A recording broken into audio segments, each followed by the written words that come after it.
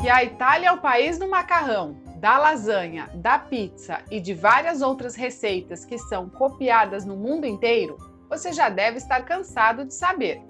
Mas existe uma outra receita italiana, menos conhecida e que com certeza nenhum país quer copiar.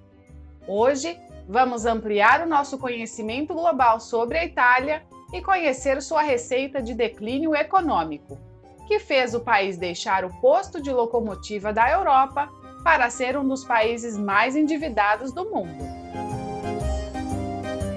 Apesar de ser quase impossível falar da Itália sem falar de comida, no vídeo de hoje deixaremos de lado as maravilhas da gastronomia italiana para falar apenas de política e economia deste belo país.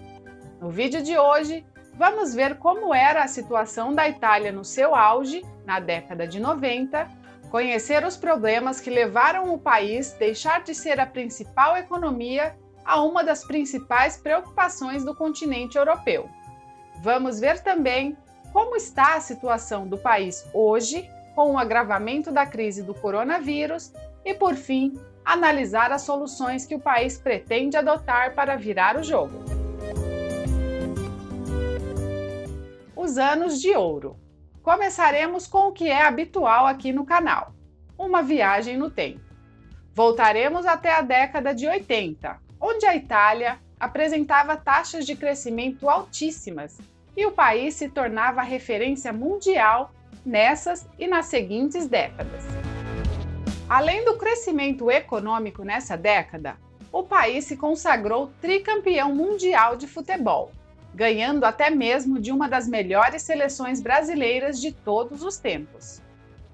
Na década seguinte, os ventos continuavam a soprar a favor. A economia ia bem.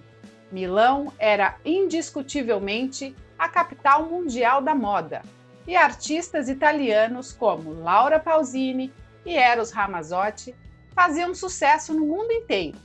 E os cidadãos italianos tinham a renda tão alta quanto os alemães e franceses.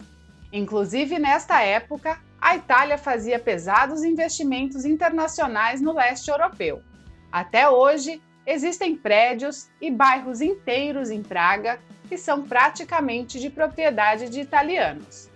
Mas qual será o segredo da riqueza italiana? Uma indústria forte combinada com uma moeda desvalorizada. Estamos falando de uma época em que não existia o euro e cada país da Europa tinha sua própria moeda.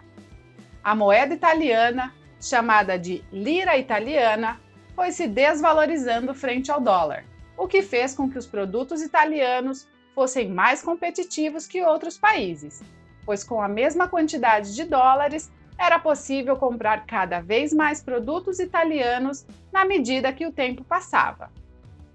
Esta medida, analisada no curto prazo, foi um sucesso e permitiu todo o crescimento econômico que estamos falando. Nesta época, a Itália era como a China da Europa. Abastecia os outros mercados com diversos produtos e sempre com o preço mais barato. Mas a moeda tem dois lados, e da mesma maneira que ajuda a indústria a exportar mais, prejudica a mesma indústria na hora de importar equipamentos para se modernizar, pois os equipamentos modernos são vendidos em dólares, e para estas empresas o dólar custa muito caro. E esse foi só o primeiro problema da Itália. Vamos agora ver os outros.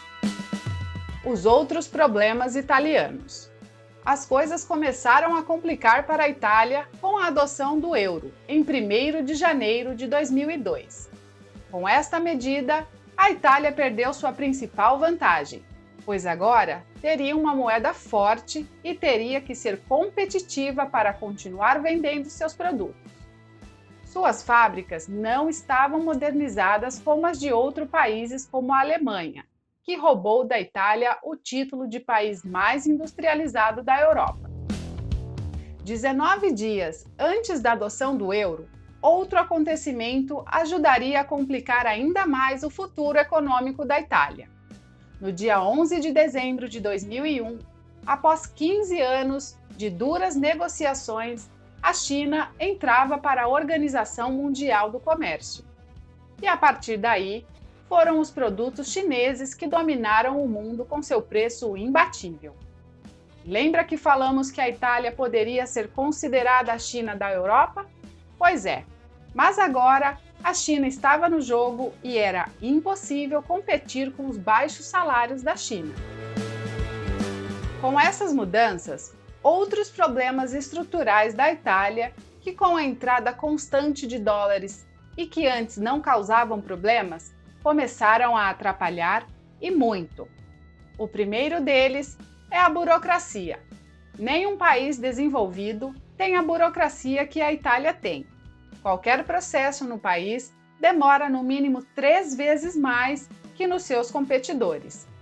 Abrir ou fechar uma empresa, cobrar uma dívida ou até mesmo obter o seu registro profissional pode ser uma tremenda dor de cabeça e ida a diversos órgãos públicos. Algo que não tem burocracia nenhuma, nem na Itália, nem no Brasil, é se inscrever no canal Conhecimento Global. É só apertar o botão inscrever-se, não levará nem 2 segundos e você vai expandir o seu conhecimento a cada semana. A burocracia leva a outro problema estrutural grave da Itália: o funcionalismo público. Não sabemos se existem muitos funcionários por conta da burocracia ou se existe muita burocracia porque existem muitos funcionários. Porém, o fato é que a Itália possui muitos empregados públicos e com altos salários. Em geral, os funcionários públicos italianos ganham 20% mais que os empregados nas mesmas funções do setor privado e possuem ganhos equiparados aos servidores de países muito mais ricos, como a Alemanha. Outro fato é que é praticamente impossível demitir um funcionário público na Itália. Ao contrário da Itália, um país como a Estônia conseguiu crescer, reduzindo a burocracia e a quantidade de funcionários públicos.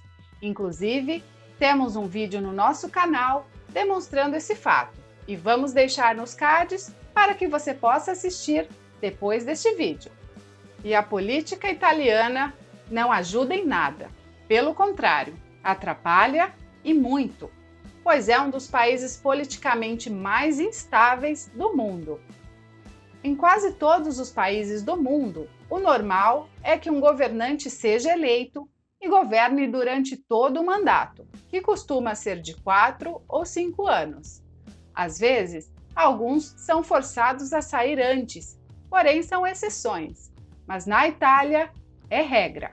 O tempo médio de mandato de primeiro-ministro é de 2 anos e meio, e somente nos últimos 10 anos o país teve 7 primeiros ministros diferentes. É praticamente impossível implantar qualquer medida de longo prazo desta forma. E para ajudar, a Itália é um dos países com mais cargos políticos do mundo.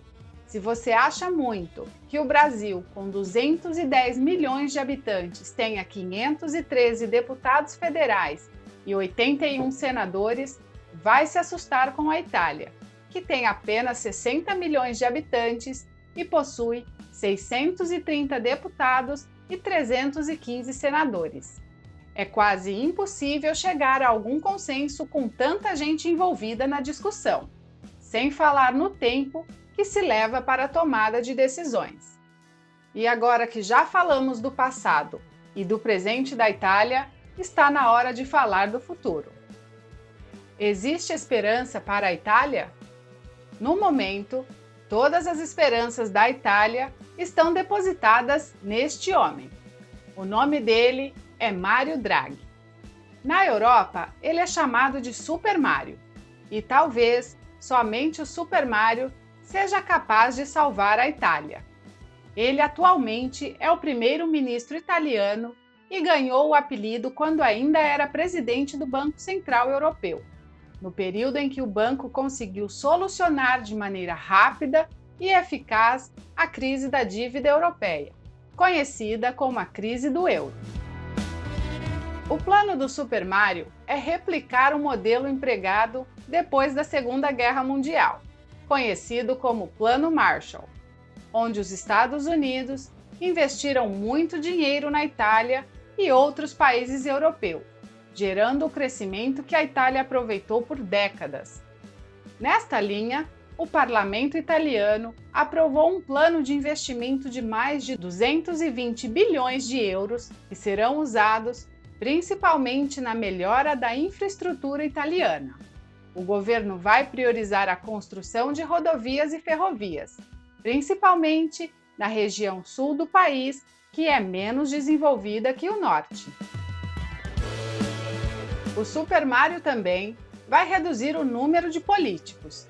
Em um plebiscito realizado no ano passado, a população italiana decidiu reduzir o número de deputados e senadores e agora o primeiro-ministro quer eliminar 1/3 dos cargos.